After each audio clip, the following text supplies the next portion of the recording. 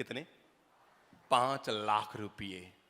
गोरा गट्ट है पर एक नंबर का गुस्सैल। जब देखो तब हाका हुक्का करता रहता है, बीबी पे हाथ भी उठाता रहता है, जब देखो तब पीता रहता है, और अब उसके पियर वाले आ जाए तो बदतमीजी से पेश आता है। 4 लोगों के बीच अपनी बीबी को हमेशा बेइज्जत करता है। एक महिला को ऐसा पति मिला है जो 5 लाख नहीं 50,000 कमा रहा है। कितना?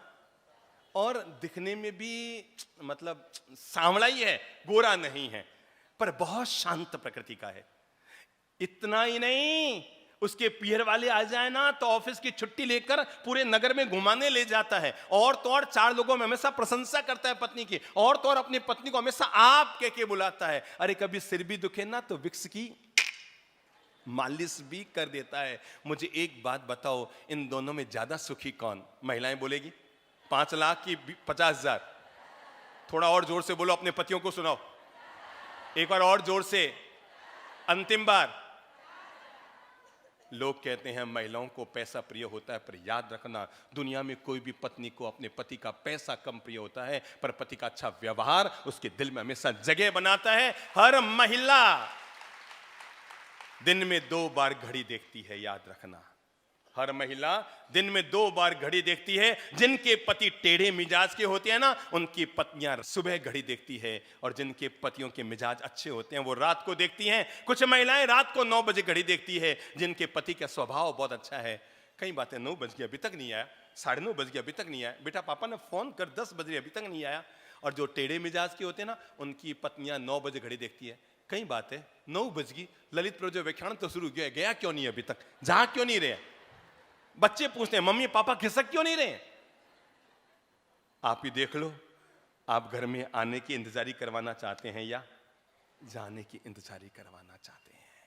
एक बात तय मानना, चेहरा 2 दिन अच्छा लगता है, ज्यादा धन 4 दिन अच्छा लगता है, पर आदमी का अच्छा व्यवहार दूसरों को जीवन भर अच्छा लगता है। और जब भी कोई आदमी दूसरों के दिलों में जगह बनाता है तो इसलिए नहीं कि उसका चेहरा सुंदर होता है। जितने भी दुनिया में महापुरुष हुए इसलिए दुनिया में महान नहीं बने कि उनका चेहरा सुंदर था, इसलिए महान बने क्योंकि उनका जीवन जीने का तरीका बहुत सुंदर था, बहुत आलीशान था, बहुत भव्य था, जो लोगों के दिलों में जगह बनाने में सफल हो गया। देखो भाई, पुरुष लोग शादी के पहले जैसा व्यवहार करते हैं, अगर वैसा ही व्यवहार शादी के बाद भी करे तो कोई दुनिया में तलाक होगा? वो तो महिलाओं बताओ, कोई तलाक होगा? जैसा शादी के पहले, तू कहे वो करूंगा, तेरे लिए तो आसमान से चांद सितारे तोड़ कर ला दूंगा। उन्होंने बोले एक नारियल तो तोड़ ला पेड़ से, चांद सितारा तोड़ने ला दूंगा। तो कितनी ऊंची ऊंची बातें ठोकता है लड़का, है ना? तो पुरुष लोग शादी के पहले जैसा व्यवहार करते हैं, वैसा ही व्यवहार अगर शादी के बाद करे तो दुनिया में कोई भी तलाक। महिलाएं शादी के बाद जैसा व्यवहार करती हैं और वैसा व्यवहार शादी के पहले करना शुरू कर दे तो दुनिया में कोई मूर्ख शादी नहीं करेगा? नहीं ना। हम अपने व्यवहार को थोड़ा सा पॉजिटिव और बेहतर बनाते हैं, और बेहतर बनाने के लिए पहला मंत्र आप लोगों को अनुरोध कर रहा हूं, और वो पहला मंत्र है अहंकार को हटाइए, जीवन में विनम्रता लाइए। पहला मंत्र दिमाग में लीजिए, अहंकार हटाइए, जीवन में विनम्रता लाइए। क्योंकि जो व्यक्ति विनम्र है, समझ लो एक बहुत अमीर आदमी अभी आया है, बहुत अमीर आदमी, बिल्कुल यूं अकड़ कर यूं यूं यूं यूं करता हुआ आया है, और आपने यूं किया, दूसरे समाज में यूं किया, और यूं करते हुए आया है, तो आपके मन में उसके लिए क्या आएगा बताओ? एक बार ईमानदारी से बताओ, कौन खड़ा होकर बोलेगा? कोई बहुत पैसे वाला आदमी बड़ा यूं अकड़ कर यूं आया है, तो आपके मन में क्या आएगा? बोलो क्या आएगा? क्या आएगा? आप भगवान से क्या प्रार्थना करेंगे? सोचो क्या प्रार्थना करेंगे? क्या भाव आएंगे? घृणा के भाव। बिल्कुल सही कहा, घृणा के भाव आएंगे। हाँ बेटा आप खड़े हो, खड़े हो। आपके मन में क्या भाव आएंगे? वो बहुत घमंडी है, तो आप भगवान से उसके लिए क्या प्रार्थना करेंगे? बगल वाले को पूछो, हेल्पलाइन लो इनसे, आप क्या प्रार्थना करेंगे उसके लिए भगवान से? क्या करेंगे? बोलो। इसको सद्बुद्धि दे। मैं बताऊं सब लोग क्या प्रार्थना करते हैं? जब कोई बहुत पैसे वाला आदमी यूं यूं यूं यूं यूं यूं निकल के आता है, लोग यूं यूं करते हैं, वो यूं यूं चलता है, तो पता है लोग मन में क्या सोचते हैं? हे भगवान एक बार इन्हें अक्ल ठिकाने कर, इन्हें सड़क पर लाके पटक सारे, एक बार इन्हें अक्ल ठिकाने कर। हैं अपने अपने लाड साहब समझ रहे हैं बेटो, एक बार। पर याद रखना, अगर कोई बहुत अमीर आदमी भी यूं हाथ जोड़कर यूं प्रणाम करके हुक्म सा, पधारो सा, प्रणाम सा, नमस्कार सा, और यूं अमीराय से बात कर से नहीं, तो तय मान कर चलो भगवान कहेंगे ये हमारे समाज का देवता है, देवता भगवान, इसको लंबी उम्र देना, इसको खूब आगे बढ़ाना। ठीक है, समझ लो कोई समाज का अध्यक्ष है और हर समय अकड़ के रहता है, तो अगली बार वो अध्यक्ष बन पाएगा क्या? लोग कहेंगे इसको अध्यक्ष पद का ईगो हो गया, और वहीं अगर झुक के रहेगा हुक्म सा, नहीं साहब वो अध्यक्ष तो आप हो सर, नहीं साहब। याद रखना, अहंकारी व्यक्ति घर वालों के दिल से भी निकल जाता है, और विनम्र व्यवहार का व्यक्ति परायों के दिल में भी जगह बना लेता है। मैं आपको एक घटना, सच्ची घटना बता रहा हूं, और चूंकि आज वो शख्स सामने बैठा है तो सुनाई देता हूं। और घटना है सूरत की। हमारी जो प्रकाशन की संस्था है ना, जेतेशा फाउंडेशन, उसका निर्माण 30 साल पहले चेन्नई में हुआ था।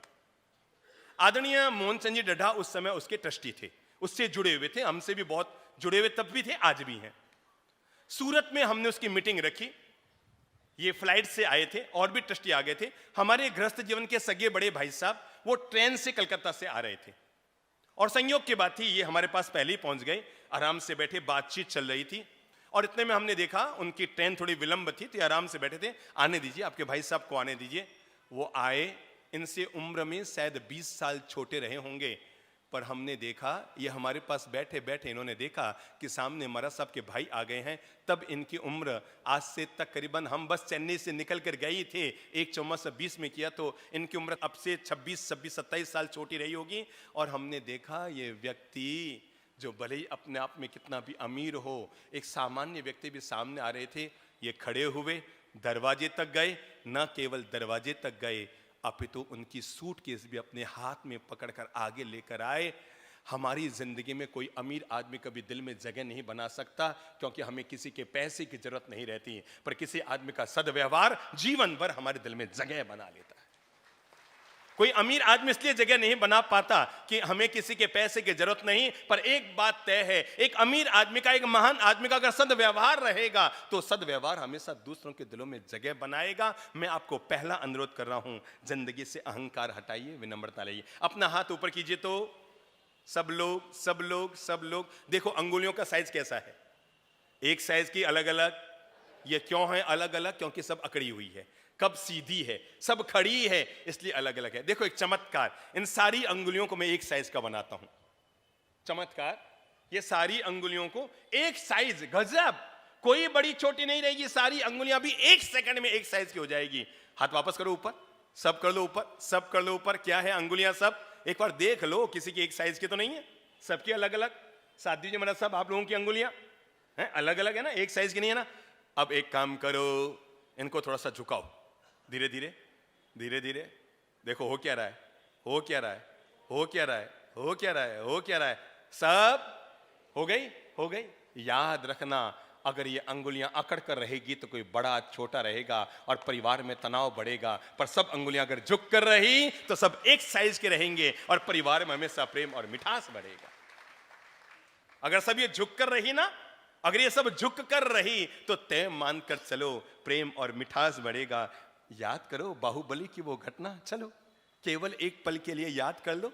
12 साल तक जंगल में साधना करने वाला संत परम ज्ञान को न प्राप्त कर पा रहा है, क्योंकि मन में क्या ईगो है, जब तक परम ज्ञान नहीं होगा मैं भगवान ऋषभदेव के पास नहीं जाऊंगा, क्योंकि नहीं तो वहां जाते ही मुझे उनके अपने छोटे भाइयों के सामने झुकना पड़ेगा। 12 साल तक अहंकार में उपवास में खड़ा हुआ इंसान मोक्ष नहीं पा सका।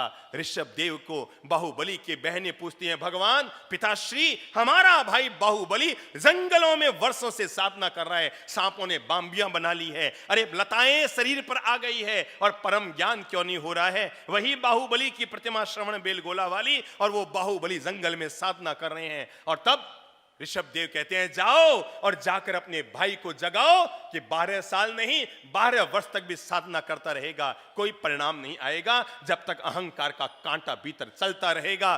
बहिनें आती है, साधना में खड़े हुए बाहुबली को कहती हैं, भाई, हमारे प्यारे भाई, उतरो उतरो उतरो। किससे किससे किससे? हाथी से उतरो, हाथी से उतरो। और ये सुनते ही बाहुबली जो ध्यान में खड़े हैं अपने बहनों की पहली बार ये आवाज सुनते हैं, पहचान जाते हैं, बाहुबली हाथी से उतरो, बाहुबली हाथी से उतरो, बाहुबली हाथी से उतरो। चौंक जाती हैं बाहुबली, हाथी? कौन सा हाथी, कौन सा हाथी? मैं जमीन पे खड़ा हूं। और तभी भीतर की प्रज्ञा जागृत होती है और बाहुबली को आत्मा का एहसास होता है, जीवन का बोध मिलता है, भगवान की वाणी उनके भीतर उतरती है और तब वो सत्य से परिचित होते हैं। ओ बाहुबली, तू हाथी पे खड़ा है और वो अहंकार का हाथी है कि मैं अपने छोटे भाइयों को प्रणाम नहीं करूंगा। और तब कहते हैं बाहुबली अहंकार के हाथी से नीचे उतरते हैं, एक कदम बढ़ाते हैं अपने छोटे भाइयों को प्रणाम करने के लिए। कितने कदम? मैं आपको ये बताना चाहता हूं, 12 साल तक अहंकार में की गई साधना परिणाम न दे पाई, लेकिन जैसे ही विनम्रता का एक कदम उठता है, बाहुबली को परम ज्ञान प्राप्त हो जाता है। और हां, दूसरा गुण, पहला मैंने कहा अहंकार हटाइए, क्या लाइए, क्या लाइए, बोल लो सब।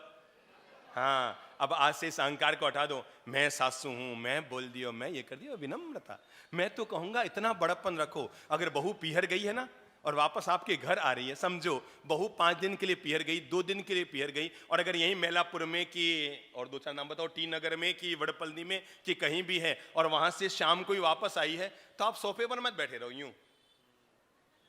आप खड़े हो, जाओ दरवाजे तक जाओ। किसके लिए? किसके लिए? आपकी बहू के सम्मान में लिए। अरे ये बहू आई है, बहू, ये बहू आई ना तो लोग आपके बेटे को कंवर साहब कहते हैं, कंवर साहब। नहीं तो आज भी आपका बेटा कंवरा साहब कहलाता। कहलाता कि नहीं? बोलो तो। हैं 37 साल के लाइन लगा दूं चेन्नई में, कहो तो, जो कंवारे साहब बैठे। बहू आई है ना, बैठे मत रहो सोफे पर। देखो महान व्यवहार, मैं बताता हूं, बहू के दिल में डायमंड सेट देके दिल में जगह नहीं बनेगी। अपने व्यवहार से दरवाजे तक गए, आओ बेटा स्वागत है, आओ बेटा, मैं तुम्हारी इंतजारी कर रही थी, तुम बाहर जाती हो ना घर बिल्कुल खाली हो जाता है। और ये कहकर उसके हाथ का थैला भी ले लेना। क्या लेना? उसके हाथ का थैला, जो पीहर से लाइए ना, थैला भी ले लेना। 2 काम होगा, बहू खुश हो जाएगी, मेरी मम्मी कितना ध्यान रखती है, और आपको पता लग जाएगा बहू थैले में क्या लेकर आई है पीहर से। ठीक है ना? एक पंथ 2 काज, मेरे पास यही गुर रहे, आते रहो, सीखते रहो। दूसरा मंत्र, अब आज तो मत अपनाना, नहीं तो बहू भी समझ के गई है, वो सावधान रहेगी, सामान तो अंदर डाल के लाएगी, थैला खाली लेकर आएगी। पर हां, जीवन के लिए दूसरा मंत्र, पहला कहा अहंकार हटाइए, विनम्रता लाइए। दूसरा मंत्र, अगर आप चाहते हैं आप अच्छे व्यवहार के मालिक बने, दूसरों के दिलों में आपके लिए जगह हो, तो दूसरा काम कीजिए, और वह है कड़वाहट हटाइए, जबान को मीठा बनाइए। क्या हटाइए? कड़वाहट हटाइए, जबान को मीठा बनाइए। मानकर चलना, आपकी मीठी जबान ये हमेशा दूसरों के दिलों में आपके लिए सम्मानपूर्ण जगह दिलाएगी, लोगों के दिलों में आपके लिए सम्मानपूर्ण जगह दिलाएगी। जब भी आप मिठास से बोलेंगे, प्रेम से बोलेंगे, शांति से बोलेंगे। हम एक घर में थे, घर की जो बहुरानी थी, नई नई थी, 6 महीने हुए थे शादी करके आए हुए, और वो एक आंख से, मतलब उसकी एक ही आंख थी, तो एक आंख वाली को अपने यहाँ क्या कहते हैं? काना। तो उसका जो देवर था ना, वो बड़ा शैतान, ऊंचा चला था। तो उस महिला ने कहा, बाप जी आप हमारे घर आए हो, आप हमारे घर ने ठीक कर दो। मैं क्यों? कोई, अरे बाप जो हमारा देवर है नहीं, देवर, अरे थाने कहीं बताऊं बाप जी, बे काणी हूं, हमारी कमजोरी है। और मैंने अकेले में नहीं कहवा काणी भाभी, मैंने 4 लोग बीच में कहवे, एक काणी भाभी छाछला, एक काणी भाभी पानी पा, एक काणी भाभी काणो कवा। बाप जी मैं नई नई बहू हूं, डर ला गया, पता नहीं कहीं वेला, और मैंने 4 लोग बीच में हमेशा गए काणी भाभी, काणी भाभी। बाप जी आप हमारे देवर ने ठीक कर दो। क्यों न हो तो अकेले में कह दे काणी भाभी, 4 लोगों के बीच में क्यों कहवे? मैं कह ठीक है। हम वहीं बैठे थे, इतने में वो देवर आया, और आते ही गढ़ दरवाजे से आवाज लगाई, एक काणी भाभी, एक काणी भाभी, छाछ पा, छाछ, छाछ ला। वो हमारे पास आई, देखो बाप जी देखो, वो आप घर में हो तो भी मैंने वो काणी भाभी कहवे। मैं कह चिंता मत कर, अंदर जा, और जाकर के छाछ हुआ नहीं, छाछ आपको पता है, अगर 5 घंटा छाछ को रख दो तो ऊपर क्या आ जाता है? पानी। तो मैं कि एक काम कर, छाछ है, छाछ तो घनी मोक ले बाप जी, घड़ो बड़ी उड़े। मैं कि एक काम कर, छाछ के ऊपर को जो पानी है नहीं, वो पानी एक लोटो भरने ला। वो लोटो भरने बिल्कुल पानी, मतलब बिल्कुल पानी निकाल के लाई वो भी। मैंने कहा ले जाके देवर को दे दे। बाप, मैं कह दे तो है बाप जी, दे तो सही। वो लेके गया देवर के पास, और जाकर हैं दिया, लो देवर ने छाछ को देखा, अच्छा अच्छा तो पानी है, पानी। मैं पास में खड़ा था, मैंने कहा भैया जेड़ी थाड़ी वाणी बेड़ोई छाछ में पानी। मैंने बहन जी को कहा, मैंने कहा बहन जी आप तो बहुत अच्छे हैं, देवी महिला है देवी। अरे आप एक काम करो, आप तो वास्तव में बहुत प्यारे हैं, इस घर वालों ने तकदीर किस्मत अच्छी की है, सो आप बहू बनकर आए, थोड़ा हमारे लिए भी छाछ लाओ ना। अब वो अंदर गई, क्या लेकर आई, क्या लेकर आई, छाछ। ललित सागर जी ने बोलिया बच्चा छाछ लावे लावा है, मैत्री मेरी तारीफ कर दी। वह अंदर गई, दही लियो, ऊपर ऊपर मलाई निकाली, और मलाई निकालने उन्होंने माने इलायची और उन्होंने माने केसर और शक्कर, गुलाब जल भी गालियो हैं, और घाल लस्सी बनाने और टोपियो भरने लाई। लो बाप जी, कौन ले रही लस्सी, लो बाप जी। मैंने देवर को बुलाया, मैंने कहा भाई हमें वोरा, वोराने का मतलब समझते हैं हम संत लोग, तो वो लकड़ी के पात्र में खाते हैं ना, मैं अकेले वोरा मतलब हमारे पात्र में दो। वो इतना गुस्सो खा रहे थे, मैंने मेरी मारी काणी भाभी मैंने तो दियो पानी और महाराज ने दे रही है लस्सी, फिर मैंने वो मुंह बढ़तो मैंने बेरायो पात्र में गालियो। मैं बरोबर माथे ऊपर हाथ फेरने क्यों, मैं के भाया जीवन भर याद रखीजे, भाभी ने केवला काणी तो पीवण ने मिलेला छाछरो पानी, और भाभी ने केवला अच्छी तो पीने को मिलेगी दही की। सीधी सादी बात है, फैसला आपको करना है कि आप भी अपनी जिंदगी में कौन सी भाषा का उपयोग करते हैं। मेरे भाई, जबान में अगर घाव लग जाए, शरीर में अगर घाव लगा है दवा से 7 दिन में ठीक होगा, जबान में अगर घाव लगा है बिना दवा के 7 दिन में ठीक होगा, पर जबान से अगर कोई घाव लगा है तो जिंदगी में कभी भी नहीं भर पाएगा। पहली बात, अहंकार हटाइए, विनम्रता लाइए। दूसरा मंत्र मैंने आपसे कहा, कड़वाहट हटाइए और जबान को याद रखना। अगर आपकी आंखें सुंदर है ना तो आपको दुनिया बहुत अच्छी लगेगी, पक्की बात। अगर आपकी आंखें सुंदर है तो आपको दुनिया बहुत अच्छी लगेगी, पर आपकी जबान सुंदर है तो आप दुनिया को बहुत अच्छे लगेंगे, पक्की बात है। अगर आपकी आंख सुंदर है तो दुनिया आपको अच्छी लगेगी, पर आपकी जबान सुंदर है तो आप दुनिया को अच्छा लगेंगे। इसलिए पहला नियम, जब भी बोलेंगे मिठास से, शांति से, प्रेम से, धीरजता से बोलेंगे। हर समय हाको हुको ची चा पू पा। कई लोग तो तंग आ जाते हैं, सोचते हैं सामने वाला चुप हो जाओ तो घणो चुको, माथा फोड़ी करे। एक बार कहीं हो, एक घर में एक आदमी आपने बेटे ने कहो, बेटा छोटो सो बच्चो था 10 साल, बेटा आज कहीं बात है, थारी मम्मी सुबह सो चुप चुप चुप चुप चुप चुप चुप चुप बैठी है, बात कही है। तो बेटा के पापा जी मारे से गलती हुई जी के सो मम्मी चुप चुप बैठी। अरे बेटा आज तक कभी नहीं रही, सुबह 6 बजे से उठी है तब सुने अभी तक चुप चुप चुप चुप, 12 बज गए चुपचाप बैठी है, बात कही है। वो के पापा जी मासू गलती होगी कि कहीं है पापा जी, मम्मी मासू लिपस्टिक मांगियो ने मैं फेविस्टिक दे दियो। मम्मी मासू कहीं मांगियो लिपस्टिक मांगियो ने मैं कहीं दे दियो फेविस्टिक दे दियो। बाप आपने बेटे ने खने बुलायो, माथे ऊपर हाथ फेरियो ने हाथ फेरने के, युग युग जियो मेरे लाल, जो काम मैं 25 साल में नहीं कर पाया तूने 5 मिनट में कर दिया। घणो बोलना भी अच्छी बात नहीं है। और हाँ, तीसरी बात जो मैं आप लोगों को आपके जीवन के लिए कहना चाहूंगा, जीवन में जोड़ने के लिए, और वो है व्यवहार में प्रणाम के भाव जरूर लाइए। कौन सा भाव? प्रणाम का भाव। विश्वास रखना, आप जब भी जिसको प्रणाम करते हैं तय मानकर चलो आप सामने वाले के दिल में अपनी जगह बनाते हैं प्रणाम से। जब भी किसी से मिलो ना, आजकल तो पता नहीं आप घर में मेहमान भी आवे नहीं, टाबर सीधा रूम में घुस जावे। आपने देखा होगा घर में कोई चाचा चाची मेहमान कोई बाहर से आते ना, बच्चे कहाँ जाते हैं? सीधे रूम में घुस जाते हैं, या तो लैपटॉप लेके बैठ जाएंगे, या वीडियो गेम लेके बैठ जाएंगे, या मोबाइल लेके। मतलब बाहर से कोई मेहमान आए तो उनसे मिलने में, प्रणाम करने में शर्म आती है। और फिर आप उनको आवाज देते ना यूं के ले मुन्ना देख चाचा जी आया प्रणाम कर। वो बाहर आता है, कैसे प्रणाम करते हैं? यूं नमस्ते।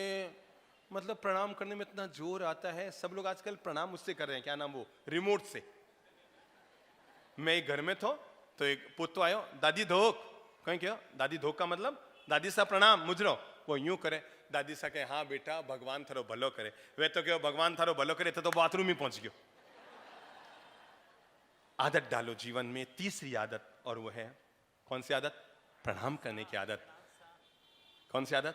प्रणाम करने की आदत। क्योंकि जैसे ही आप प्रणाम करेंगे ना, पहले संस्कार थे पता है, हमारी माताएं अपने पतियों को प्रणाम किया करती थी ना, बड़े बुजुर्ग है ना, सबको याद होगा, उनकी पत्नियां भी सुबह उठकर आपको नहीं किया होगा, पर आपके पापा जी को आपकी माँ प्रणाम करती थी ना।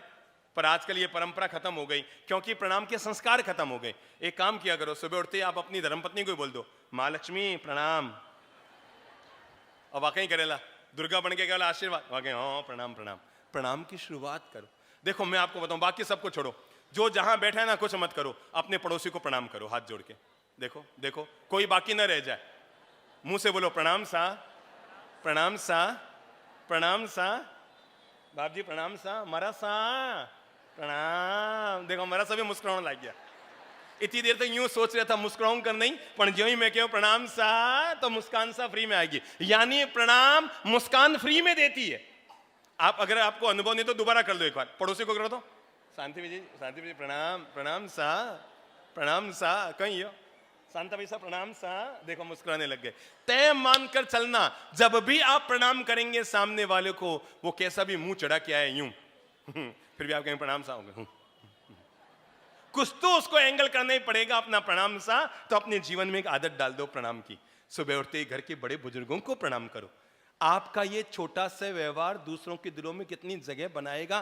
कल्पना करो, बेंगलोर से आपका एक दोस्त यहां मिलने आया, और जैसे ही मिलने आया आपके घर में आपकी लड़की, और उसने कहा भैया मेरा लड़का 25 साल का हो गया, कोई अच्छी लड़की नजर आए तो बताना। क्या कहा? बेंगलोर से आया चेन्नई कि भाई मेरा लड़का 25 साल का हो गया, कोई अच्छी लड़की नजर आए तो बताना। तो आपको सबसे पहला कौन सा चेहरा याद आएगा? खुद की बेटी। तो आपने अपनी बेटी से कहा, उससे कहा भाई मेरी बेटी है, चाहो तो देख लो, पुरानी दोस्ती है और बढ़ जाएगी। उसने कहा पहले तू मेरे बेटे को देख ले, बस मैंने तो लड़की देख ली। अब वो दोनों दोस्त रात की ट्रेन से यहां से रवाना हुए और सुबह सुबह 6 बजे बेंगलोर पहुंचे। बाप ने बेटे को फोन किया, थाना देखने वास्ते आ रहे हैं, स्टेशन लेवन आ दीजिए। वो गाड़ी लेकर के स्टेशन आया, और घर में संस्कार था सुबह उठते ही पापा जी को धोख लगाने का। ध्यान से सुनना, लड़का गाड़ी लेकर आया, स्टेशन पर आया, प्लेटफॉर्म पर आया, ट्रेन से पापा जी उतरे, और उतरते ही उसने तो वहीं पर भी घुटने टिका के हाथ जोड़ के पापा जी को प्रणाम, प्रणाम बाबू, प्रणाम पिताजी, प्रणाम, धोख लगाऊं सा, मुजरो करियो। मुझे एक बात बताओ, जो आदमी चेन्नई से उस लड़के को देखने गया है, उसे अब उसके घर जाना चाहिए या क्या करना चाहिए? क्या करना चाहिए? बोलो बोलो बोलो। देखने के लिए घर जाना चाहिए या स्टेशन पर कुछ करना चाहिए? हैं? हैं? क्या? स्टेशन पे देख लिया, अब घर जाने की जरूरत बनी है, बोली वापस रवाना हो जाओ। अरे जिस घर में संस्कार है कि बेटा बाप को प्लेटफॉर्म पर भी घुटने टिका के प्रणाम कर रहा है, अपनी बेटी आंख बंद करके उसके घर में दो, वो जीवन भर सुखी रहेगी, मेरी गारंटी है।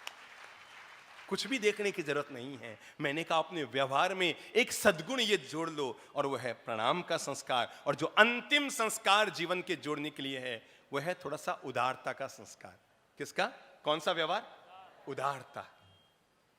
आपको लगता है आपका कोई छोटा भाई है, आपको लगता है आपका कोई ननंद है, भाभी है, देरानी है, जेठानी है, पड़ोसी है, अपनी तरफ से छोटा मोटा ही सही कुछ न कुछ, कुछ न कुछ, कुछ न कुछ उसको सहयोग जरूर कीजिए। अपने द्वारा जितना बन सके आपका ये छोटा सा व्यवहार। आपने अगर किसी को 1 लाख दे दी ना, एक बात बताओ, एक आदमी की, अरबपति आदमी है, उसकी बेटी को उसने 5 करोड़ रुपये शादी पे खर्च करना है। कितने? 5 करोड़ खर्च करना है, और उसने 4 करोड़ में तो अपनी बेटी की शादी की, और 1 करोड़ बचा कर रखा। कितना बचा कर रखा? 1 करोड़ बचा कर रखा, और उस